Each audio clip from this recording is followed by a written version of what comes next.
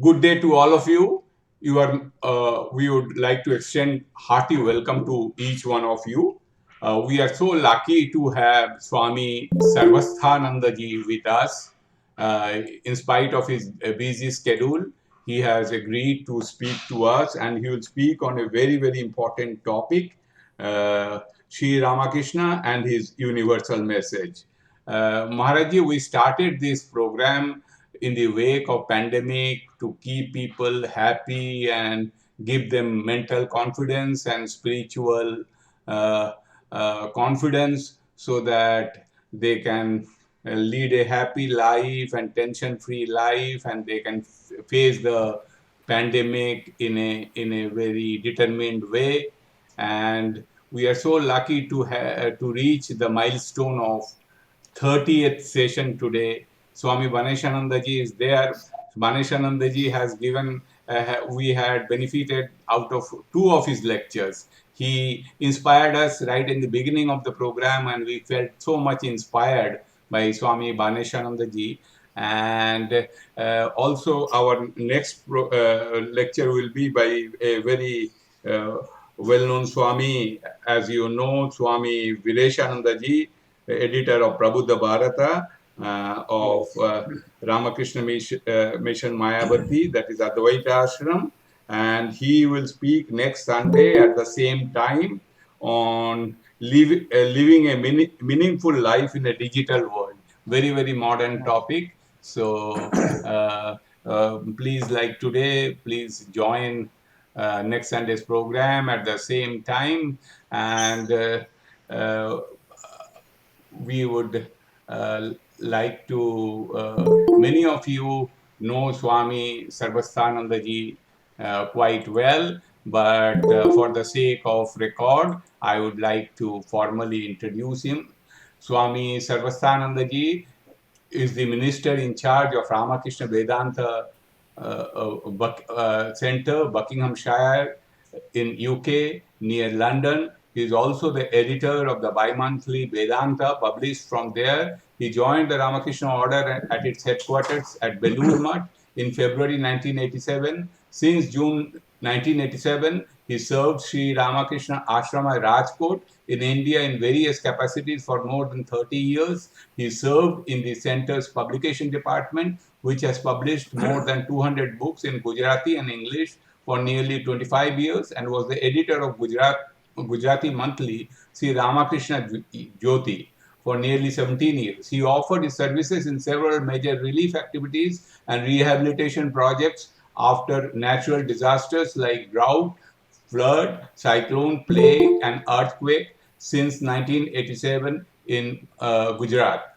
He also served as the head of the Rajkot Center for more than 6 years. He tours extensively, preaching the universal message of Ramakrishna Vivekananda Vedanta, India's cultural and spiritual heritage, interreligious harmony, and on the other topics in various forums. He has traveled extensively all over the world, and visited many countries for preaching, which includes USA, Germany, France, Switzerland, Italy, Ireland, Luxembourg, Saudi Arabia, UAE, and Tunisia. He has also contributed many articles on various topics in English and Gujarati in various journals. Swami Sarvasthananda ji represented Ramakrishna Mission in UNESCO Conference on Youth and Their Social Impact, held in Riyadh, Saudi Arabia in May 2017, and also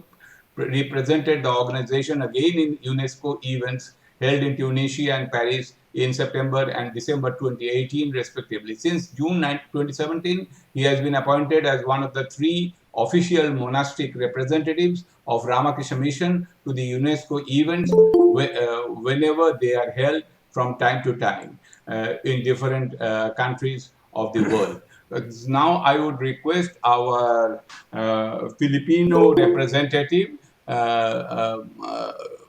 to kindly speak a few words. Then Swami Udarananda ji will speak a few words. So our Filipino representative, may kindly speak a few words so that the topic is well known to our Filipino people, and they know in a better way what we are going to speak. So Jana, who has been our very important member, will explain to the Filipino people, both in Filipino and in English. And let me introduce myself also. My name is Nirmal Ganguly. I work for Ramakrishna Vedanta Society of Philippines on voluntary basis. Jana, please, Yes. mic is yours. Yes. Thank you, sir. Magandang hapon po sa mga nakikinig ngayon sa ating talk series na hatid po sa atin ng Ramakrishna Vedanta Society Philippines. Yung ating po tagapagsalita ngayon, Swami Sarvastanandaji. He will be speaking about Sri Ramakrishna and his universal message. We seem to be under the spell of this cycle of pandemic, and with all the evolving variants of the virus, we are now gathered to hear Sri Ramakrishna's teachings, from which we could strive to find bliss amidst trials. And these words were spoken of over a century ago, yet it still finds meaning and it still remains timeless. And I hope that we would all benefit from listening to the lecture brought to us by Swami Sarvastanandaji. And magandang hapon po sa lahat. Maraming salamat. Namaste. Thank you. Maharajji, mic is yours. Swami Udaranandji Maharaj, our minister in charge.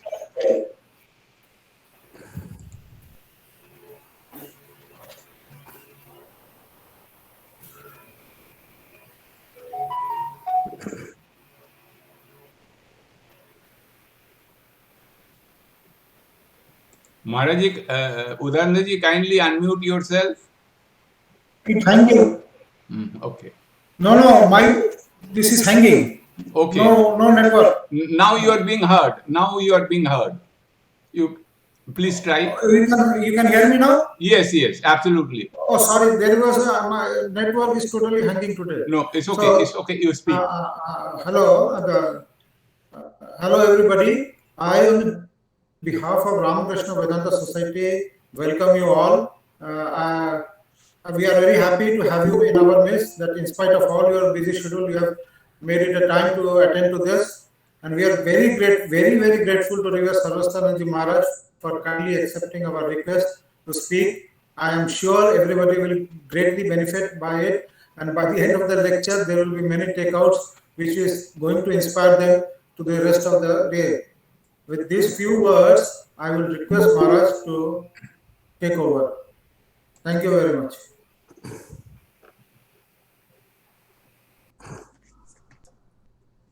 Om Jananim Saradam Devim Ramakrishnam Jagatgurum Padapadme Tayo Shritva Pranamami Muhurmuhum.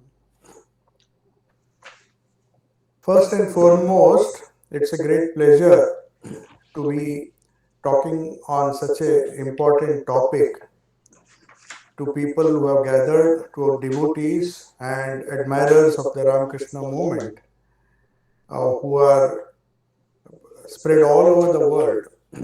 And it's a great pleasure that Philippines also has a center now.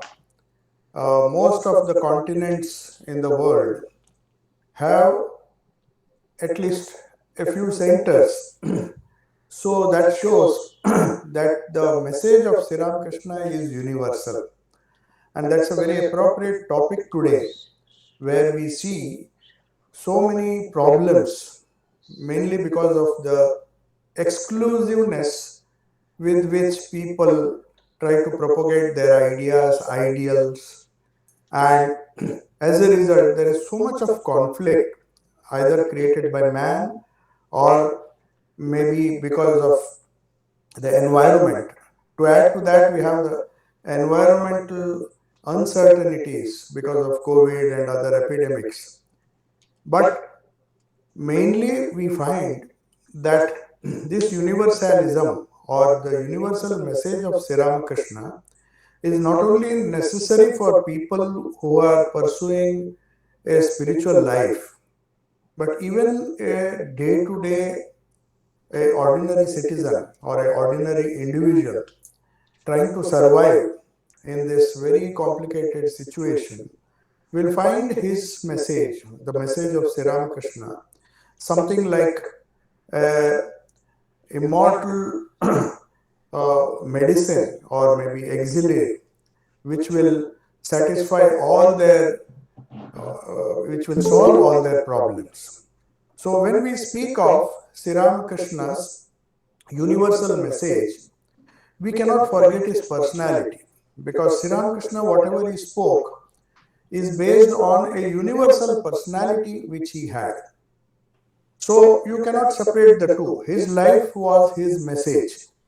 So you have to understand his message in the light of his own life. So his remarkably comprehensive, all-inclusive vision or philosophy, or you may say message, will help us to understand what it really means to have a truly universal personality. If you see his whole life, right from his sadhana days or right from his birth, you may say, his thought was always universal. Swami Vivekananda, his chief disciple, said, I did not see Sri Ramakrishna as a person. I saw him as a thought, as an idea which was growing. Every day I saw him. I could not comprehend his wonderful universal personality. It was so difficult to grasp what exactly Sri Ramakrishna stood for. As Christopher Isherwood says, that Sri Ramakrishna was not a human being, he was a phenomena. He introduces Sri Ramakrishna's biography by saying, I am telling you the story of a phenomena. So Swamiji also saw him growing in ideas as somebody who was so universal, so all-inclusive. His thought was universal, his love was universal, his message was universal, and his life work was universal. He stood for mankind in general, though he was born in Bengal, a small town in Bengal, practically unknown all over the world, Kamarpukur. And his setting was that he spent most of his life in Calcutta, as you all know, which was being ruled, which was the headquarters of the British Empire. But strangely enough, that same British Empire helped spread this universal message of Sri Ramakrishna, though he lived practically unknown in a corner of a small town or small village, and then he spent the latter half of his life in Calcutta. But still his message became universal even when he was alive, or at least a few years after his Mahasamadhi. It was Swami Vivekananda who took up his message, understood it, and then preached it all over the world. And the world was ready for that. So we see Sri Ramakrishna's universal message, or Sri Ramakrishna himself stands up for mankind in general. Though geographically we can say he was born in Bengal or Kamarpukur, but Kamarpukur or Bengal or even India does not limit his personality or his message. He stands up for mankind in general, and that is indicated by the large number of centers we have in almost all the continents. People speaking different languages, belonging to different nationalities, creed, culture, gender, even gender. The differences of gender and the differences of caste, creed, religion, ethnicity, they don't have any significance, and anybody at any stage of his life can benefit from his universal message. So in his broad and inclusive vision, he has included, you can find that all are included, all types of grades of human beings, from the lowest and the most ignorant and the highest and the most enlightened of people. So you will find that Sri Ramakrishna, as Swami Vivekananda once remarked, had a unique capacity, and that makes him universally relevant, and his message has a universal tone to it because he took man from wherever he was, no matter from which background he came, from which race, which nationality, which creed, which culture, which gender. Now there's so much of diversity because of this exclusiveness, because of these factors. But Sri Ramakrishna came to break everything. He removed all barriers, and everybody from the lowest human being, most ignorant human being, to the most enlightened spiritual being, everybody has some message. He takes everybody forward.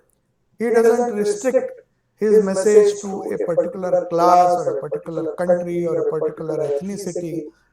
He transcends all boundaries. So, moreover, we'll see in his life that he takes into account the various aspects of human life and dwells on the basic problems of human existence. We have a lot of problems, no doubt. Some of them we classify as secular problems, political problems, social problems, economic problems, and then there are, of course, intrinsic spiritual problems, which are the root cause of all our problems. That is what he pointed out, that he sees that to all these problems, there cannot be a gross solution. As it is famously said, for all our worldly problems, no matter how much we try, whichever ism we try, we have tried communism, we have tried socialism, we have tried capitalism, we have tried so many isms, so many people have come and tried to bring about reform and try to change, solve the problems of mankind. Even we have such great organizations like UNESCO after the World War II, which try to bring out some kind of, try to become universal, encourage citizens all over the world to become universal. No doubt they are trying their best, but all of them do not succeed. Because unlike Sri Ramakrishna, who went to the very root of problem of unification or universalism, which is spirituality. So if we try to attain some kind of universalism at a gross level, it's not going to succeed. You may start reform movements, you may start political movements, and everybody believes that his system, his politics, or his socio-economic theory is the best. So many isms, we have Marxism, we have capitalism, and there are so many names. Everybody is trying in his or her own way to propagate his ideology, and then they become exclusive themselves. They somehow lose their universal attitude and they become very narrow, dogmatic, and they say, as long as you believe in our ideology, you will not, there will not be peace. And that is, they start with noble ideas. They want unity, they want peace, they want a universal attitude. But finally, because they are too gross in their approach, they start creating their own sect. That is what Sri Ramakrishna did not do. Swami Vivekananda very clearly said that Sri Ramakrishna's life, his whole personality was a universal spirit which was all inclusive, all loving, and rarely to be found elsewhere. He had no peers, as Swamiji said. So once Swami Vivekananda said that he was, Sri Ramakrishna, when he was referring to his master, he said, he was as broad as the sky, but at the same time was as deep as the ocean. What does it mean? It is so difficult to be, very often we find in history, that wherever there is intensity of thought, wherever you are deep, you go deep into one particular theme or subject. Say, for example, you believe in a particular ideology, and you hold that ideology to be everything, and then you give your life to it. Then you can say you are very deeply involved in that ideology. You may be as deep as the ocean, but that makes you exclusive, that makes you narrow, that makes you bigoted. You don't have that all broadness or the universal approach. You have to sacrifice. In the end, you become a fanatic. You become totally exclusive. So wherever there is intensity of thought, there is depth of thought. and you become very powerful, no doubt. Within short time, you'll find so many movements in the world where a lot of people have spread their movement very fast because of their fanaticism. It may succeed. That exclusiveness, that intensity of thought is so powerful that it will succeed. But on the other hand, if there is breadth of vision, if you are too liberal or if you are universal, then the message people think gets diluted. They think that the intensity of thought, the capacity to preach and propagate and aggressively spread ideas suffers. You can't be liberal at the same time, exclusive, deep in thought at the same time. So you'll find people sacrificing this universality, and their teaching becomes less effective because if intensity of thought is there, the breadth of vision suffers. It is very, very rare to have this breadth of vision, this all-inclusive, wonderful heart, at the same time intensely deep, the intensity or depth of thought at the same time in one personality is very rare. And that remark Swami Vivekananda makes about his master. He says he was as deep as the ocean. It's a very significant thing. He had no compromise. He did not compromise with anything. He said, and he repeated it many times, whether you take every incident of his life or you read his gospel or his message, you will find that he said God realization or realizing that you are divine or you are a spirit is the goal of life. Like all the prophets and all the great universal people before him, universal personalities before him, he made absolutely no compromise. He was very intense in this thought. If you read his gospel, his message, you will find he does not discuss anything. No sociology, no politics, no economics. If you open any newspaper or any magazine, you will find everybody is giving one solution for all the problems. And as many problems are there, there are so many solutions. And people at the end realize that there is no agreement. And people quarrel. They say, my solution is the best or your solution is not good. So it ends up, this kind of attitude doesn't really help. But in Sri Ramakrishna's life, he went to the core problem. His intensity was so much.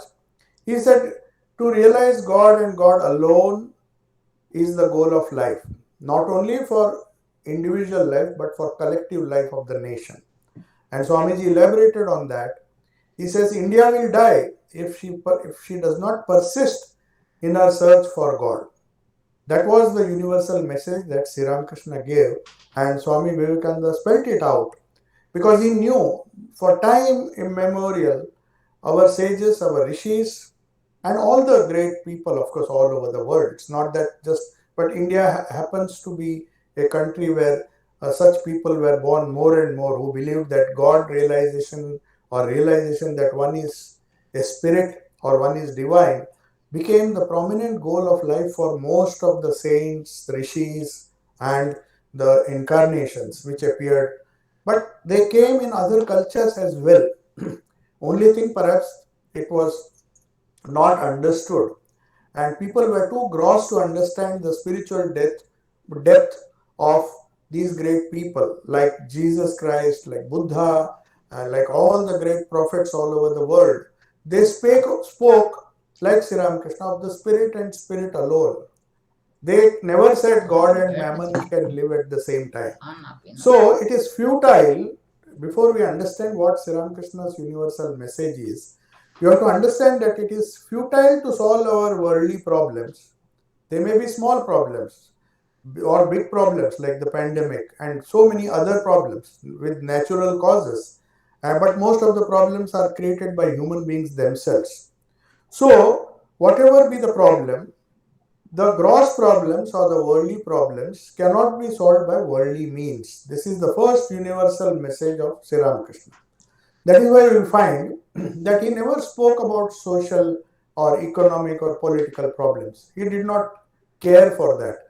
People think if he spoke of God and God alone, then how can he solve all these problems? Because he knew this is the only way to solve the worldly problems with the spiritual solution, not with a worldly solution, which will never happen. So if you see, as Swami Vivekananda pointed out, there is no conflict between faith and reason. People who came to Sri Ramakrishna, if you see his own life, people of different kinds, even an atheist, his doctor, Dr. Mahendralal Sarkar, he was an atheist. He did not believe. In fact, he did not like that devotees did pranams, and he did not believe in anything theistic. He did not even believe in a God. He thought science was enough to explain everything, and science had a universal approach and it can solve all the problems. But even such a person was so close to Sri Ramakrishna. He did not find any conflict between his theories and Sri Ram. That means even a scientist, an atheist. So all the conflicts between faith and reason, which was one of the main reasons where there was a revolution in Europe, where the intellectual class, I mean the scientific community, believed that there is no need for a dogmatic approach to religion. They did not understand true spirituality, as Sri Ramakrishna explained later on, but they thought there is no need when most of the problems can be solved by the power of science, by a scientific approach. I am not saying just science and technology. It is the scientific approach which just focuses on truth and truth alone. But that is in the external universe. We have to focus on truths, whether they are in the external universe or the internal universe. You have to extend it to all the phases of life. So that is what Sri Ramakrishna did. So there was no inherent conflict between faith and reason, between science and religion, between poetry and philosophy, between action and meditation, between social and monastic ideals in Sri Ramakrishna's life. You will find this. Though he spoke only of God and God alone, but that is because he wanted a God-centered life to permeate and pervade all our actions. Whether you are a monastic or a householder, whether you are intensely busy as Sri Krishna had done before him, even in the midst of the battlefield, he preached the philosophy of the spirit, the philosophy of divinity, the philosophy of godliness. So there is no conflict in Sri Ramakrishna's life between action and meditation, whether you are leading a meditative life or an intensely active life. There is no conflict. There is no conflict between science and religion. In fact, Sri Ramakrishna's very approach to religion was scientific, because he never expected any of his disciples, including Swami Vivekananda, to accept anything as a dogma without any reason. His plan was to lead each and every individual, whether he believes in reason, in whatever sphere of life he was, to the highest goal, the realization of the innate perfection in man, along his own line of development. So Mahendralal Sarkar, an atheist, came, he believed in science. Sri Ramakrishna said, okay, fine, you just proceed on your path. Ultimately, if you are sincere, if you are truthful, then you will reach the same goal as a person who is meditating. But you have to be sincere, you have to hold on to truth. So his philosophy was very nicely explained by Swami Vivekananda, who said, Sri Ramakrishna was a great teacher, a universal teacher. He could take man from where he was, where he stood, and from there he could give a lift. He had something for everybody. That makes a personality or a message truly universal. It's not just universalism which is spoken of in many forums like UNESCO, where we speak of unity. We speak of unity, but they don't accept, there is the diversity which is there. How to combine this diversity with unity? You can't expect unity in the gross world. Everybody is unique and different. The more gross you become, the more there will be diversity. And our philosophy, especially Sri Ramakrishna and the Vedanta philosophy which he preached, and Swami Vivekananda preached all over the world, very clearly says there is no way you can get rid of diversity. As long as human beings will be gross, there will be diversity.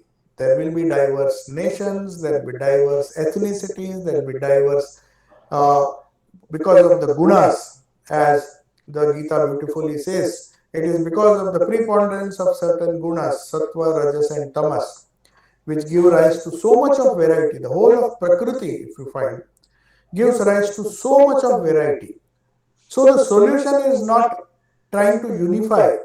Prakriti will never allow it. You can't say all people should think in the same way, which many of the fanatic movements they try.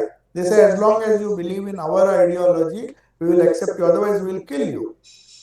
This is happening all over the world, and people are so fanatical that they are even prepared to kill in the name of unity. They said only one thing, we want unity, we want to destroy all diversity, and that's never going to succeed if we try it at the gross level. But Sri Ramakrishna's unique message was, his universality was based on the recognition of the divinity of man. So one of the main things that Sri Ramakrishna did was to save religion. What Sri Ramakrishna preached is pure spirituality. It had nothing to do with organized or dogmatic religion. He was the one who infused life into different religions, not only Hindu religion and all the sects that he practiced by his own life, through his own life and sadhana. That was one aspect of it. All the sects within Hinduism he wanted to unite. Unite how? By focusing on the essential, by the spiritual core, which was same in all the sects. But not only that, he went a step ahead and united all the other religions also at the core. And he said that there may be different paths. Outwardly they may be different. But at the core, spirituality should be the core of all effort, all our religious effort or even secular effort.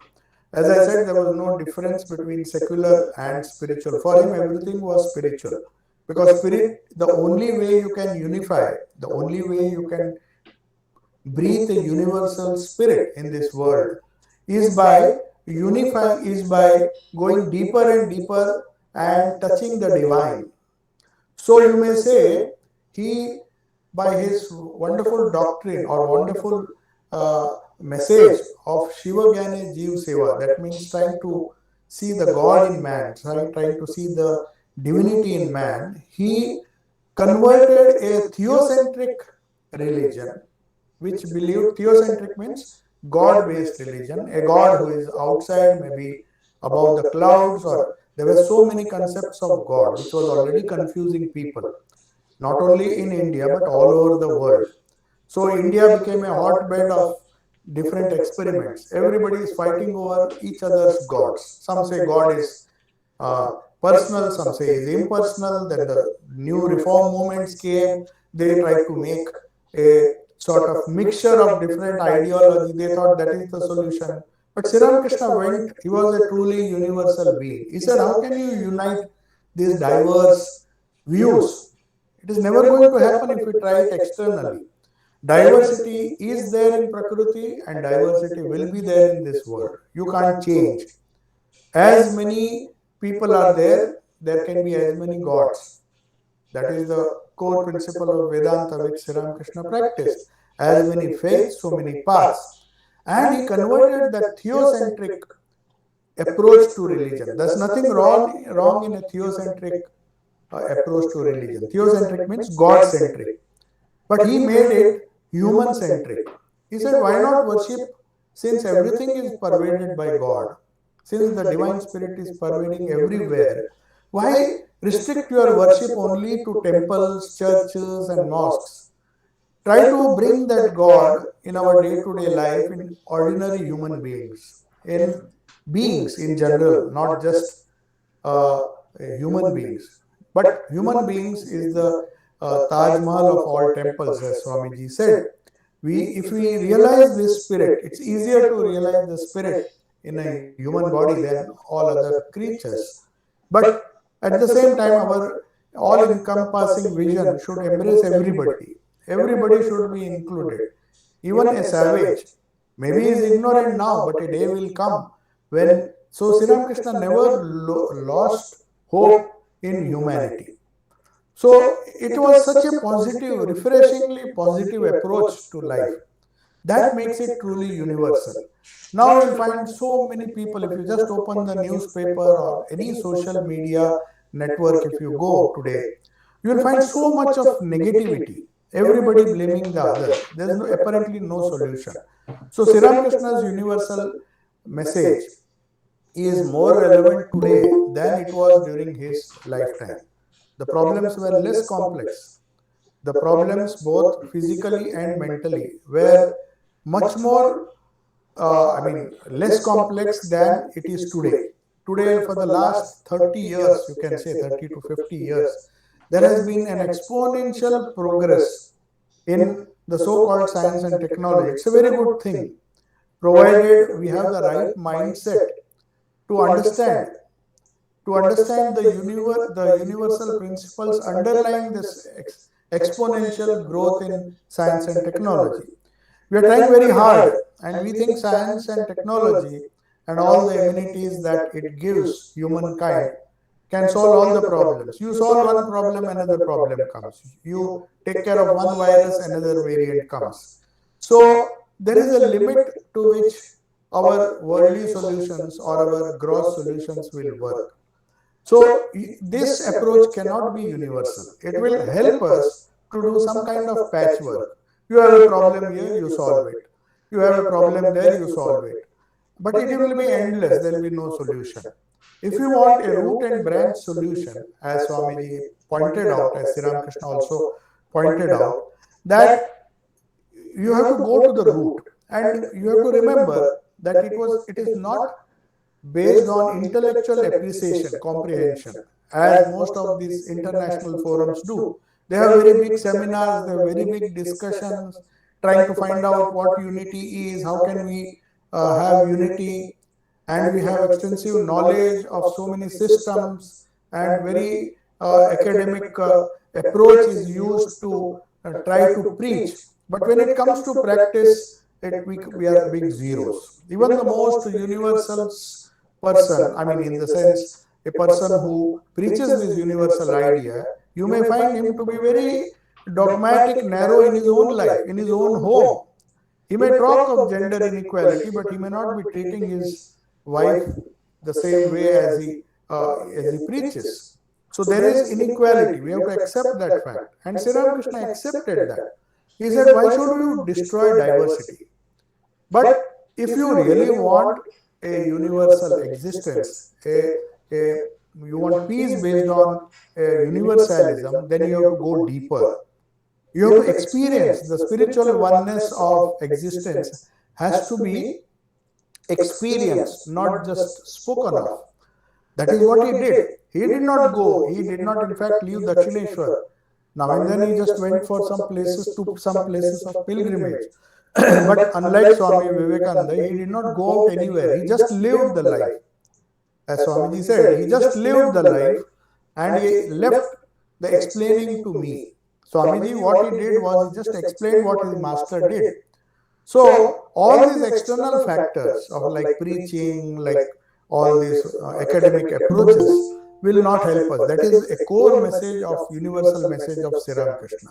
We have to remember that, as Sri Ramakrishna said, you have to see the divinity dwelling in human forms through your own experience. And the other things are means. Seva is just a means.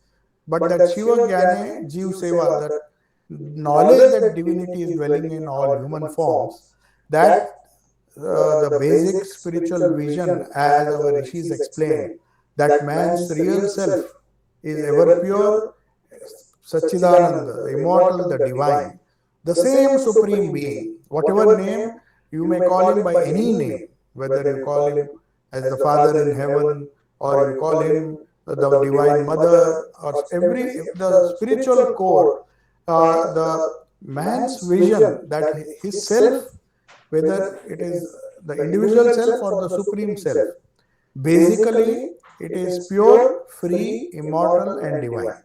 And the same consciousness resides in every one of us, even the inanimate world, the inanimate Prakriti.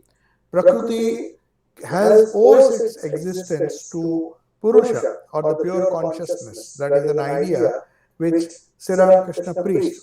And that is why he said the goal of human life in that sense is the realization of the ultimate reality or unity or consciousness, which alone there's no second thought about it.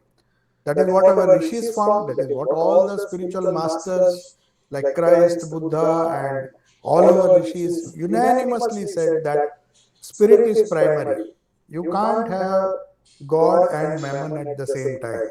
That really what it means is not that mammon is not necessary, but the thing is, at the basis of everything, the essence of all religions is that the ultimate reality, which is pure consciousness, whether you call it by any name, that God by any name, is to be experienced, not just thought about, not just discussed about, and but has to be not only intellectually understood, but have to be realized in our day-to-day life. So another important contribution which points to universality, which makes Sri Ramakrishna's message universal. He practiced all these different religions. So it can be realized through various paths, Sarva Dharma Samanvay. In that sense, he said all religions are true. By religions, he did not mean, he just said these are different paths. But the path is not the goal. You have to remember that. If you think the path is everything, that is why Swamiji famously said it is good to be born in a church, in a religious institution, but it is very bad to die in a church. That means we have to overcome the limitations which enable you to start your journey, and you should not mistake the path for the goal. The goal is always more important. The goal is the pure spirit, the all-inclusive divinity, the all-pervading divinity, the pure consciousness about which our Vedas speak. And Sri Ramakrishna's experiences, based on his own sadhana and his own life, they even transcend the experiences of many of the rishis. That is his uniqueness. So Swami Vivekananda was forced to say what the Vedas and the Upanishads and all the different scriptures, 3,000 years of Indian spiritual history lived in one life. And that was necessary in this personality of Sri Ramakrishna, so that everybody is included. Every sect, every religion, every human being, even animals, everybody was included. That makes it very universal, his message very universal. Another important fact which we normally don't focus upon is when we try to experience this reality, there are certain preconditions which have been insisted upon by almost all the religions. You see the commandments of Judaism, Jewish religion, you see the commandments, read the Bible, and all the Sermon on the Mount and everything. If you read all the major religions, even Buddhism, they insist on one thing, which Sri Ramakrishna in his rustic language said, renunciation of Kamini Kanchan. Now this word irritates many people, especially when the gospel was being translated. The American readers found that how can we translate this? Of course, the literal translation is woman and gold, but that will give a wrong idea that Sri Ramakrishna was referring to. But he was referring to lust and greed. Properly translated, it just means lust and greed. What is lust and greed? What is impurity? So, like all prophets before him, he gave tremendous importance to purity of mind. Renunciation means purity of mind. What does purity of mind mean? Purity of mind simply means this: become less gross, become more subtle. We all know that a human personality, according to Vedanta, begins with the Annamaya Kosha, then we have the Pranamaya Kosha, the living force behind the body, then we have the Manomaya, Vijnanamaya, and different koshas. For convenience, human personality has been graded according to its grossness. So purity means simply this. It's not some do's and don'ts. Don't do this. If you do this, you will become impure, you will go to hell. as there are no do's and don'ts. Purity simply means that renunciation of lust and greed. Now that is the root cause of all our problems, and Sri Ramakrishna never hesitated to tell this.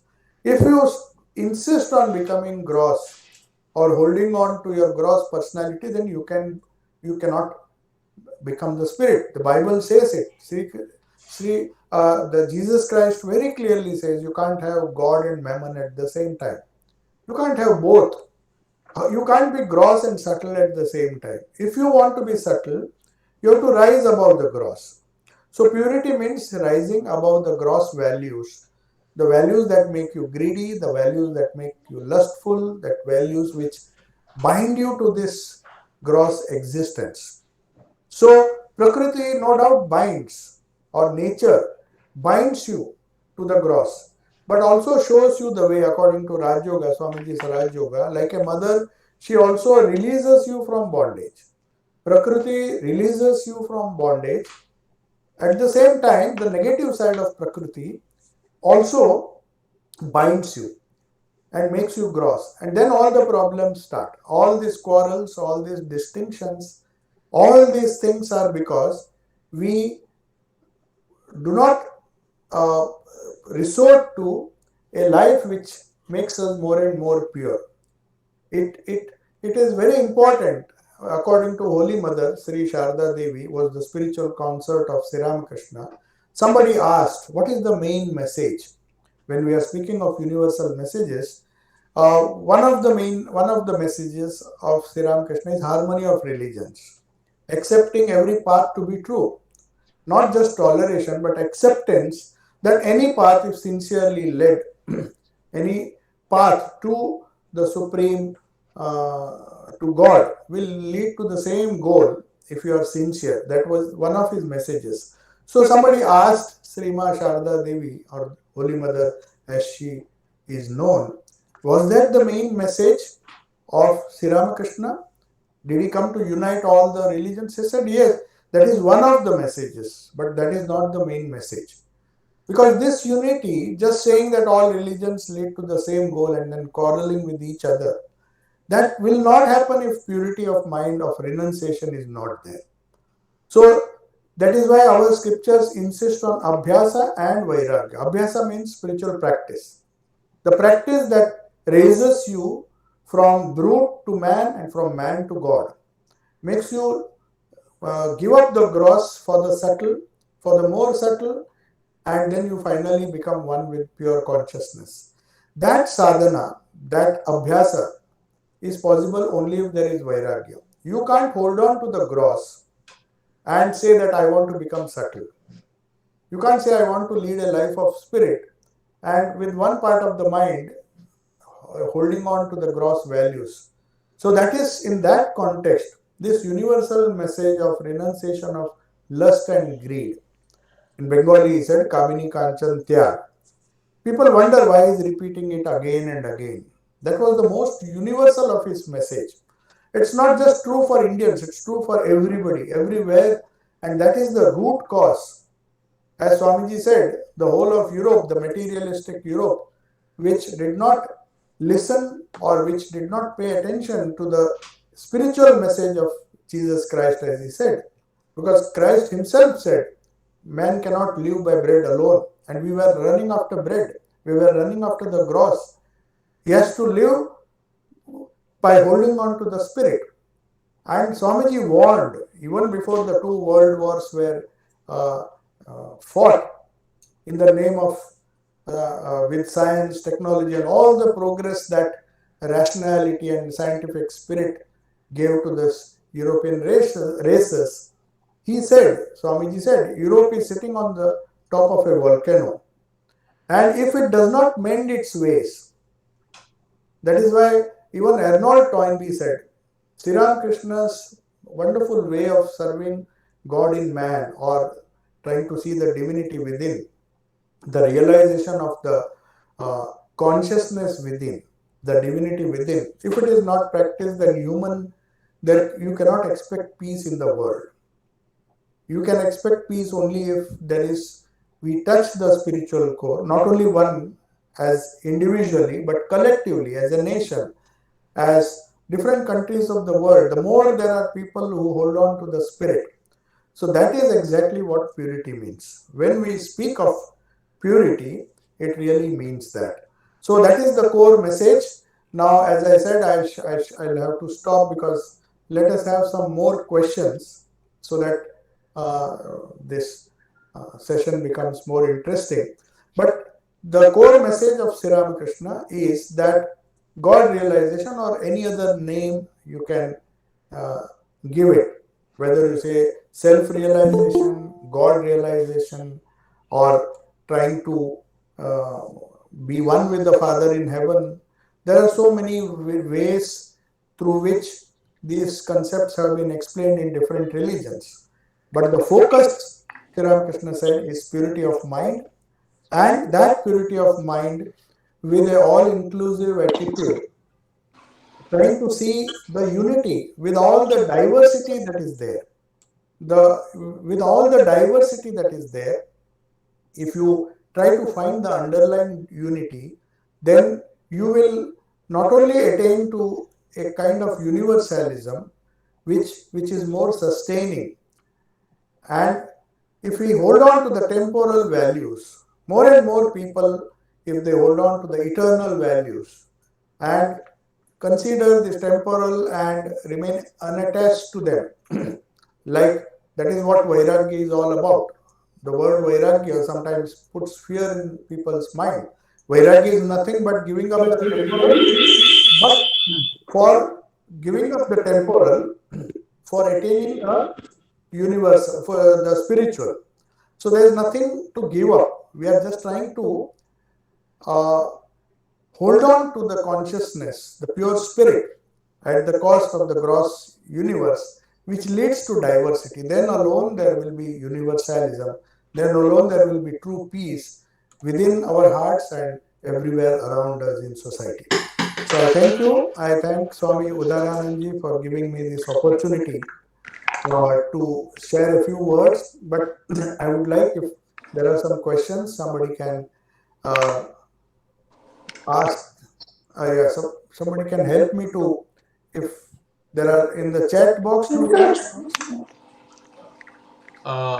We will thank you very much, Maharaji, for your such an enlightened and very insightful talk. So we will invite the questions. Before we invite the question, today is very important day for two counts. We have achieved 30th session, and with you at the helm, we are so lucky to have you. And today also happens to be the Tithi Puja of Premananda Ji, one of the 16 direct disciples of Sri Ramakrishna.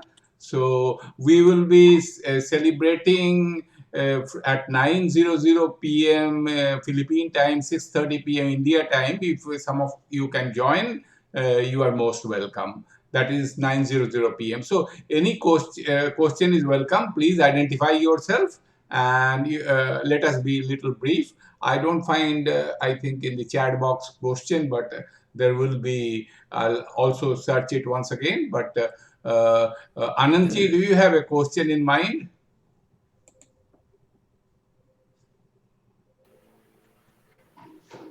Pranam Maharaj, this is Anand Chiplunker from Pune. Namaste. Since Nirmal has put me on the spot directly by asking me to ask question, let me just ask a sort of a doubt which comes to my mind after hearing this. What would be a typical mistake which a devotee of different religion may be making in trying to, I would say, in trying to understand this unity in diversity? Typical mistake is this diversity is going to remain. There is no harm if diversity is there. See, that is one thing we have to understand. Our rishis, or they never decried or they did not criticize Prakriti. Prakriti is bound to follow its own her own rules. So she is unattached. So there will be diversity. There is no harm in living amidst diversity. Sri Ramakrishna himself was so diverse. He loved to sing, he loved to dance, he loved to do kirtan. Even Brahmos who did not believe in idol worship, they were welcome. Even atheists were welcome. So diversity he never tried to harm. In fact, he did not even criticize a single custom. Swami Vivekananda said, I learned some great lessons from my master. Even Swami Vivekananda says, even I criticize certain practices. But Thakur or Sri Ramakrishna, in a very practical way, in a universal way, said, who knows, there may be a back door also. Every house has so many doors. You may not go through the front door, but don't criticize anybody. There may be a back door also. So he was never against diversity. Under any circumstances, he took man where he stood, or every human being, and tried to lift him in a very, very positive way. So that is the most practical thing. Diversity, we don't have to hate. We have to accept. We have to accept diversity as it is. We can't hope to change the world. That is what fanatics do. They want everybody to follow their ideology. But every human being is unique. That is the first step we have to do. Accept the diversity. And that diversity will not hamper the efforts in unity. But that unity will come not at the gross level. That is the mistake we make. Every ism, for example, communists think that everybody should become a communist, then the society will be peaceful. But that doesn't work that way. Somebody says only capitalism will work, will bring peace. So there are different isms, there are political systems, social systems. That doesn't work that way. So diversity has to be allowed. There will be diverse people. There will be good people, there will be bad people. Depending on the gunas, there will be different levels of people. But those who want unity, the best solution they should do is try to touch that which is unifying. And what is unifying is the underlying spirit. The more gross we become, the more diversity you can see. But the more subtle we go at the Manomaya Kosha level, the Vijnanamaya Kosha level, there are different layers of our personality. So we have to become more and more subtle, and that happens only through spiritual practice. That is what Sri Ramakrishna said, that you have to become, not that you have to all of a sudden give up the gross, which is not possible. So you have to slowly get detached from the gross so that you can attach to the subtle and higher levels of existence. And when you do that, when you slowly do abhyasa or practice of identifying with the spirit and at the same time giving up the gross, both can't happen. It's like having the gross at the same time having the subtle. So that's why Jesus said, you can't have God and Mammon at the same time. It's very difficult to understand what he said. Otherwise, he would have saved his life. He would not have been crucified. Because he did not care for the gross. But can we do it? We cannot do what these prophets did. But what the least we can do is to reduce our greed and dependence on the things which are temporal and hold on to the eternal as much as we can through spiritual practices, to practicing discrimination, as Sri Ramakrishna said, between the real, that which is permanent, and that which is temporary. So giving up the temporary means giving up diversity and attaching, not giving up, individually giving up diversity. Diversity will remain. There will be enough people who will be gross, who will hold on to this material, otherwise the play will not go on. That is what Leela is all about.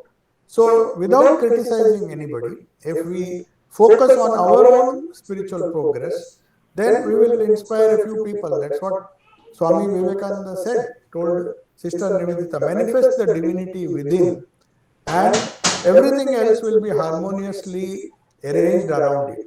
We try to solve our problems. We try to solve our diversities and quarrels and all by some kind of compromise or patchwork. But the best way is to manifest the divinity within. Once you do it, you will see all the people around you, they will automatically change. At least subjectively, they will not harm you. So that is the only way, or the only way which Sri Ramakrishna preached or lived. and that manifestation of the divinity is what we should aim at. Okay, so that's how unity. Thank you, Maharaj. Yes. Thank you, Maharaj. Thank you, Maharaj Ji.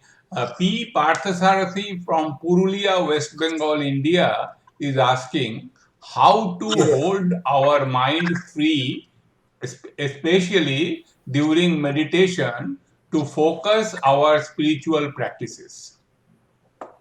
How to hold the mind free? How to hold our mind free, especially during meditation, to focus our spiritual practices.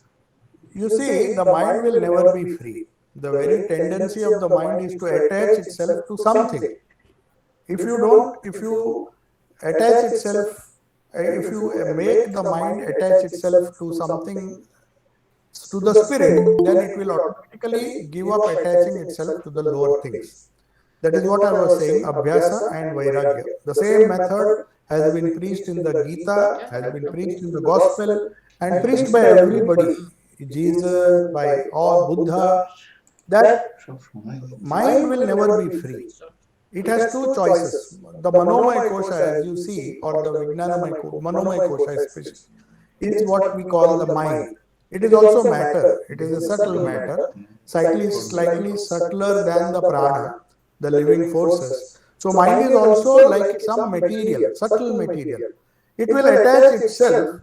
If you allow it to attach itself to the physical body and the prana or the lower things, then it will take that color. The mind will take the color. Suppose there is a crystal. If there is a pink flower, the crystal will appear pink. So the mind will attach. You cannot free the mind at all. The mind has to be detached from one thing and attached to something else. If you attach the mind to the spirit within, as you develop your buddhi, that is what they say.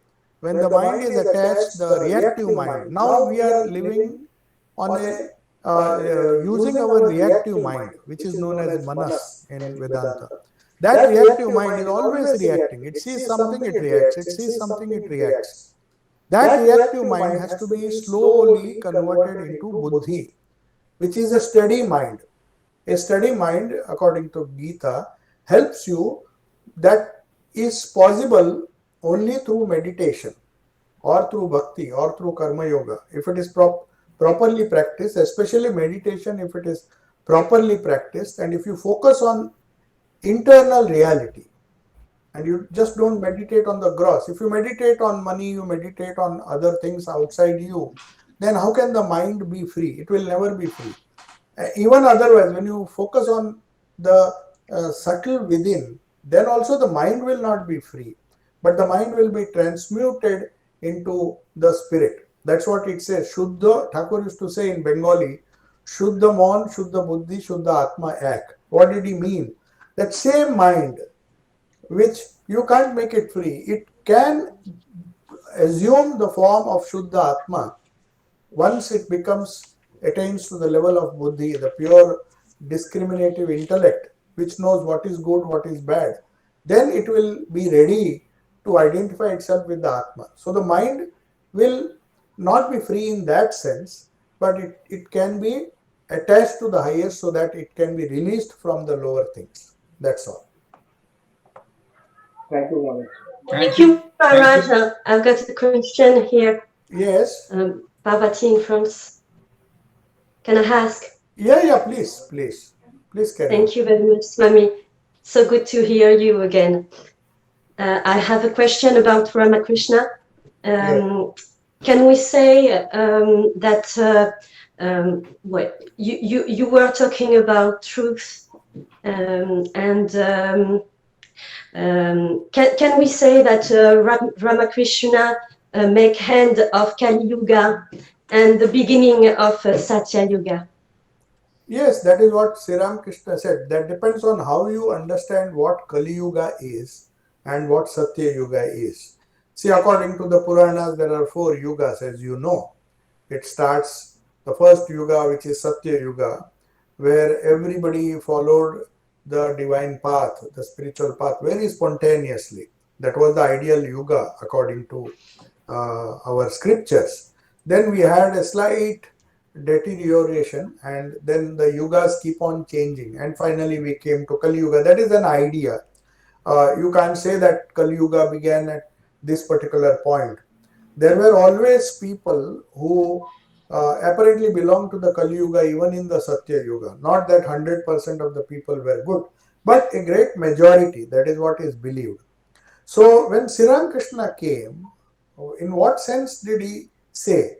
According to the scriptures, we are still in Kali Yuga. So how is it possible that a new Yuga will come? In what sense did Swami Vivekananda say that by Sri Ramakrishna's advent, the Satya Yuga has come? What he actually meant was that this Satya Yuga, where a large number of people, and increasingly, he said it's a beginning of Satya Yuga. He didn't say Satya Yuga has come. It has begun. But it takes time for people to understand this universal message and appreciate it. And it is a very, very gradual process. It's not that Satya Yuga suddenly became Kali Yuga. It had to pass through Dwapar Yuga and other Yuga, Treta Yuga, Dwapar Yuga, and all those Yugas. They are just approximate classifications which show that in Satya Yuga there will be a majority of the people or a large number of people who have spiritual ideals. Whereas in the Kali Yuga, unfortunately, more and more people are gross and worldly. That is why Sri Ramakrishna said, in this Kali Yuga, it is enough if you hold on to truth. Truth itself is a tapasya in Kali Yuga. So holding on to truth was very natural in Satya Yuga. That's why it is known as Satya Yuga. But now people think that without falsehood you cannot survive in this world. So Satya Yuga cannot come all of a sudden. It has started. So holding on to Satya or truth as the only method through which you can transcend this ill effect of the Kali Yuga. So that's why Sri Ramakrishna said, speaking the truth or holding on to truth, not just speaking. Truth in action, truth, sincerity in action, word and deed. So in thought, everything is necessary, but that itself is a tapasya. In Satya Yuga, you have to do lot of tapasya, lot of austerities to realize the goal. But in Kali Yuga, according to Sri Ramakrishna, it is easy. So in that sense, the beginning of Sri Ramakrishna's life, where he gave a life-saving message, a universal message based on unity in diversity, which if practiced will take us back to that Satya Yuga. Whether it was real or hypothetical, I do not know, because these are all concepts which our Puranas have given us. But what it means, according to Swami Vivekananda, that by after Sri Ramakrishna's birth, the Satya Yuga has begun. He said it in a very positive way, because more and more people, if they listen to, if they have the patience to understand the life and message, it's not just enough to understand Sri Ramakrishna's life or his message. One has to live it. If that happens, then Satya Yuga is bound to come. Okay? Namaste. Thank you, Maharajji. We have two more questions, if you can kindly accommodate. Sania. Nirmal, Maharaj, I have a question, Maharaj. Nirmal, Yes, is yes. there any time left? Okay, Yes, okay. I can hear you. Okay, please, No, please go on. Okay. Maharaj, I just have a question. I was wondering whether I should ask this question or not. But in most of the lectures, many lectures, not all lectures, we keep hearing that God realization is should be the fundamental goal of in our life. Yes. Okay. Yes. Now, why that it should be like that? What is the problem if the God realization is not the fundamental or the primary goal in our life? Because if I am not thinking in that line, I will die and I will reborn in some other place. I will not remember who was I. My last life, I was someone, Mr. Hiranna Mukhopadhyay. I was born in India. So what is the problem? Try to be a good person. But and second, a related question, Maharaj, that I personally feel that whatever books you read, whatever lectures you listen, that feeling that God realization realization should be the primary goal, your love for God, it will come with the grace of God. But external forces can, it's my personal feeling, external forces, can it really change the mindset of a person? Definitely. There are two questions which you have asked. First is, why should God realization be the goal of life? Yes, Maharaj. Isn't it? Yeah. Now the thing is, Sri Ram Krishna said, he expressed his opinion because he always spoke the truth. What he knew to be the truth, he spoke. Whether people follow it or not, it's not possible also. He knew that. He knew very clearly that God realization will not be the goal of life for, say, even 99% of the people, or even more, 99.99 you can say. That is why they say in Gita also, Sri Ramakrishna also said that, but Gita it is very clearly said, out of thousands, somebody will take to spiritual path. Even out of that, only a few will hold on to God realization. So that is not a problem at all. Because anyway, whether God realization is the goal of life or it is not, people are going to live the way Prakriti makes them live. So Prakriti will, if you are fully gross, that is, there are more tamas. So it will take time, no doubt, as you said, that after several births. But the idea that you are not remembering it doesn't mean there is no continuity of existence. You may not remember, but your samskaras, the baggage that you take, the baggage that we have packed for ourselves, we have packed ourselves and then we go to another destination. Does the bag change? The bag doesn't change. We go with the same bag, and whatever we have done in the past life, we have to give an account of that. We may not remember, but the suffering that we undergo. Now, if there is suffering, we sometimes blame God. We say, that person is doing so many bad things and still he is happy, and I am doing such a wonderful. But we don't see, though we may not see our previous life, there are people who can know what they have done. They are great spiritual people who can go into their past and find out how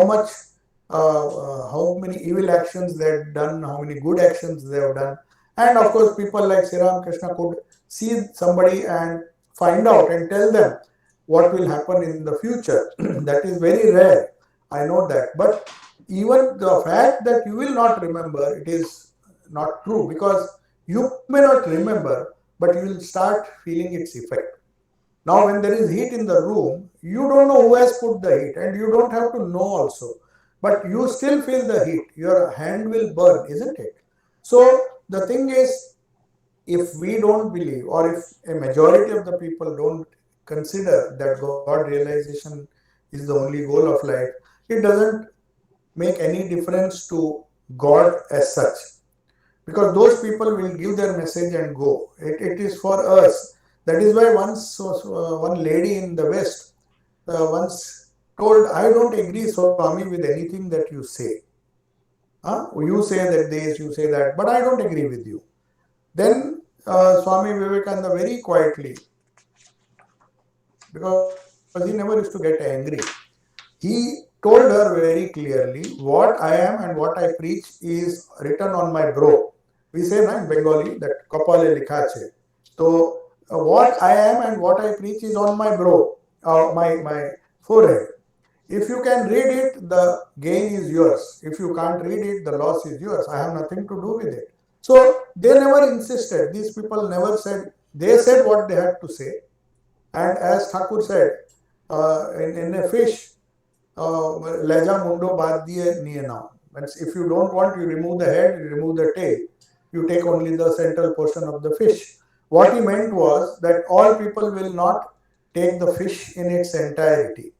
Some people will take some portion, some people will like some other portions.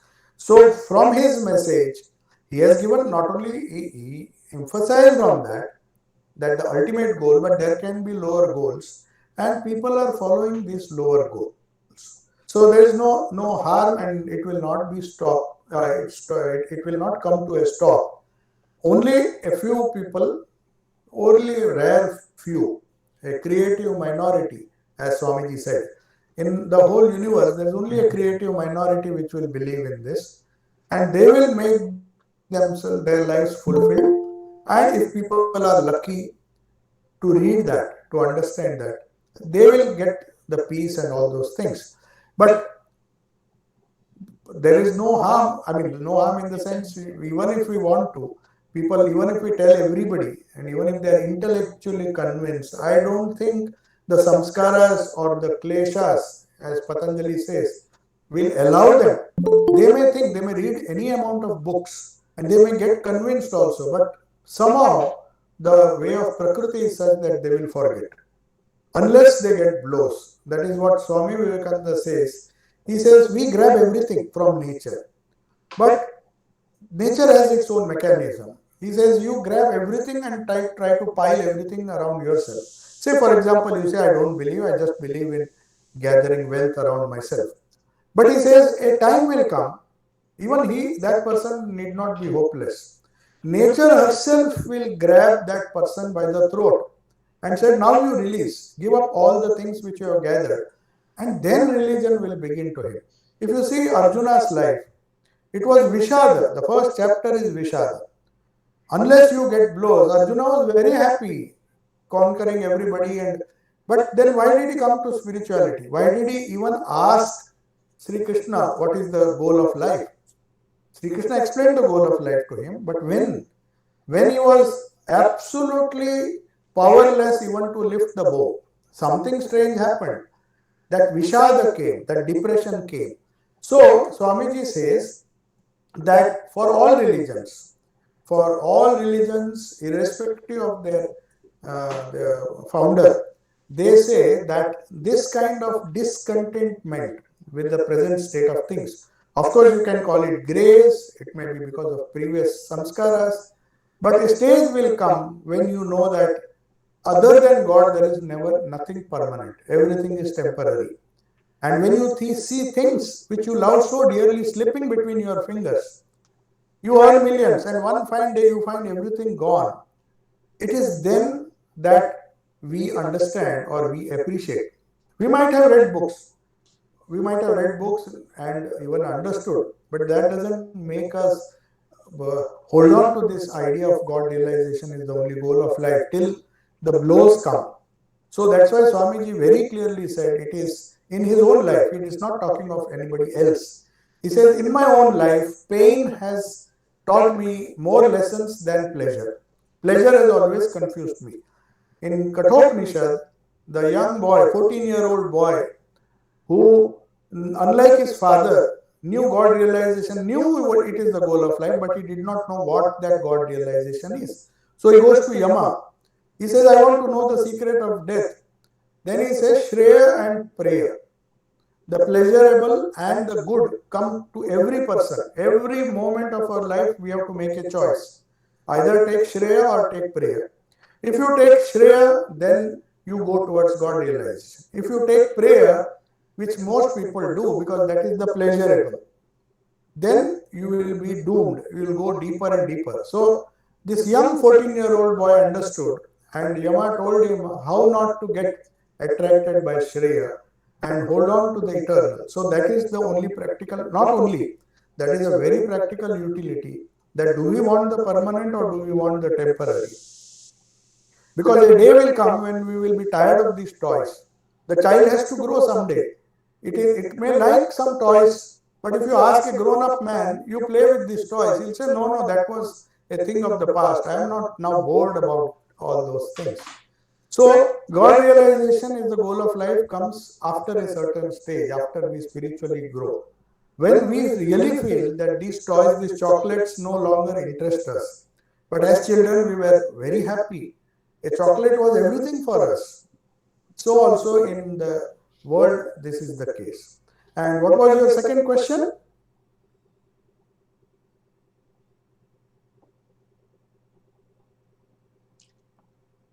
Please unmute yourself, Hiranya. Yes.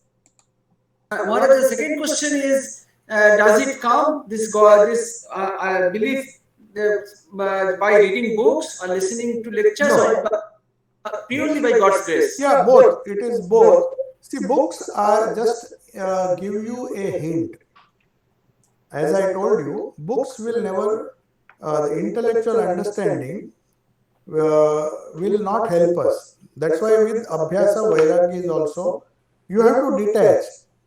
If you don't remove a stone, if there are two stones, if you don't remove the upper stone, then you can't remove the lower stone. It will simply fall. So what one has to do is, we have to depend on grace, but just sitting and waiting for grace will not help. We have to put in some efforts. So when you try to go one step, as Thakur used to say, Sri Ramakrishna used to say, you go one step towards God, then God will come 10 steps. But when that grace will come, when you have taken that one step. So intellectually understanding, reading books, satsang and all those things, they may be the first step, but they are not the last. Ultimately, you have to not only cook the food, but you have to eat it. You have to cook it. You just read like the recipe book, it will not help. Reading the recipe book is important if you want to prepare a good meal. But after having done that, you have to follow what the books say. So experience or an effort to get these experiences may not be all experiences which Thakur got or other great people got. But if somebody has got, then I can also do it. See, in the worldly sphere, how do Olympians win gold medal? They said somebody got the gold medal, somebody ran the race in 10 seconds, less than 10 seconds, then I can also do it. So that motivation, by reading they may get the motivation, but they have to run themselves. So grace comes only when you put in self-effort. Okay? Thank you, Maharaj. Thank you. Thank you, Maharajji. There is, I think we have one more question by Mr. T.R. Mohan from Manila, Philippines. Mr. Mohan, can you please mention your question? Because in the chat box it is not so clear. I think you will be able to elucidate it better. Mr. Mohan, T.R. Mohan. Pranam Maharajji, yes, I thought I heard you say that it is not good to die in the church. Did I hear right? Yes. I mean, What does it that mean needs to be really? understood. Yes, yes. No. It is good to be born in a church. What it means is, it's not to be taken literally. What Swami Vivekananda meant, you can say temple also or mosque also. What he meant is organized religion, as the previous question was, the intellectual understanding of dogmas or even philosophies, all these things is compared to a church or a temple or an organization. When Swamiji said, because he was speaking to Christians, he said church. If he was speaking to Buddhists, he would have said Sangha. He would have said Sangha. And if he was speaking to Hindus, he would have said temple. So it's not a question of what he meant to be by the sentence that it is good to be born in a church, means it is good to start with an intellectual understanding of the principles of a particular religion or spiritual faith or some faith, and understanding those principles. But it is not good to just live with that knowledge. One has to experience. So that means you have to overcome. That is why the Vedas, Swami Vivekananda praised the Vedas, because that is the only scripture in the world, according to him, which says that you have to overgrow, you have to go beyond the Vedas. Tatra Veda Aveda Bhavati. That means when you realize, when you experience, then you don't need the Vedas. So it is not good to die in a church, means when you grow and when you experience these things, you don't need the church to support you or any institution, organization, or even ideas. It may not be a physical church. What church, by the word church, what he meant was these ideas, these scriptures. You don't have to still read the Gita. Because Sri Ramakrishna used to say, after reading the whole Gita, he said, I got the essence of Gita, then why do I need to read it? It is Tyagi, to renounce the gross for the subtle. So once you have understood that, then you don't have to hold on to that book or the church or the temple or the organization. Not only physically, but mentally you have to detach yourself. You may still live in the church, because where will you live? Where will you go? You have to live in this world. You can't say, even the Jivan Muktas, the people who became free, They lived in this world. Sri Ramakrishna also lived in this world. So, but what they meant was you should not die as holding on to these ideas and not getting any experience. So that's the idea. You got the point? Thank you, Maharaj. Maharajji, last question will take your indulgence. We have a student called Sanaya, so we don't want to. We want to encourage her. So what she is asking is that when in two questions when in our spiritual life do we understand this unity in diversity? Question number two, what do we need to practice as a student? So, at what stage of life, as long as you live, so long do you learn? Sri Ramakrishna has given this wonderful advice. So, there's no question that after class 5 or class 6 or class 7, you will understand everything. No. Even Sri Ramakrishna says, the more I live, the more I learn. So, these lessons will go on till you find total unity. Diversity will always be there, unity will always be there. Unity in diversity will be understood in degrees. First, you will try to find unity in human beings, then you will see unity everywhere, then in inanimate objects. So, the realization also changes. So, diversity, you seeing unity in diversity will never end. It is an ever growing process till you reach the culmination where there is total underlying, you become one with that unity and you accept diversity is just a manifestation of that unity. That's the idea. But as students, the best thing to do would be to understand and stop our reactions, the manas, which gets disturbed by diversity. If you have strong likes and dislikes, Patanjali says raga and dvesha and abhinivesha. 3. Avidya and asmita is there, ego is there. And that gives rise to strong likes and dislikes. The moment you say, I like this and I don't like this, that means you are going away from that unity. Unity means you accept everything. You don't have any strong likes or dislikes. The Sthita Prajna, which Gita says, you may get heat, you may get cold, you have to be you have to accept everything as far as possible. It is not practical in the beginning. As students, you have to slowly get rid of your raga and dvesha, like your likes and dislikes, strong likes and dislikes. That is the least we can do. Okay? For a student, that much is enough. Thank you very much, Maharajji. Now, our friend, yes, Sanaya is thanking you. Now, I would request our friend Hiranya Mukhopadhyay to kindly give vote of thanks. Hiranya. Yes, Maharaj Pranam. Maharaj Pranam, on behalf of all the devotees here in Philippines, Manila and elsewhere, we would like to convey our heartfelt thanks and pranam to you for this wonderful lecture, Maharaj. Thank you very much. Thank you. Our It's a great pranam. pleasure to meet all of you. Thank you very much for your support, Maharajji, and we look forward to your further support in future also. Such an excellent and enlightening discourse. We would look forward for your further support and such lectures. We will write to you, Maharajji. And before we end, for informal session of 5 to 7 months, minutes, which you have been so generous to allow, I would request our friends who are not connected with us to please write their email in the chat box and we will note down and we'll give you all the invitations. Sanaya, please, can you please unmute yourself? With these words, we close today's discussion. Please give me 30 seconds time to close recording, and then let us come back for 5 to 10 minutes of informal chat where people can say their pranam, namaste, and also if they have some question which they could not ask in the formal session. Thank you once again, Maharajji, and thanks everybody for kindly being here.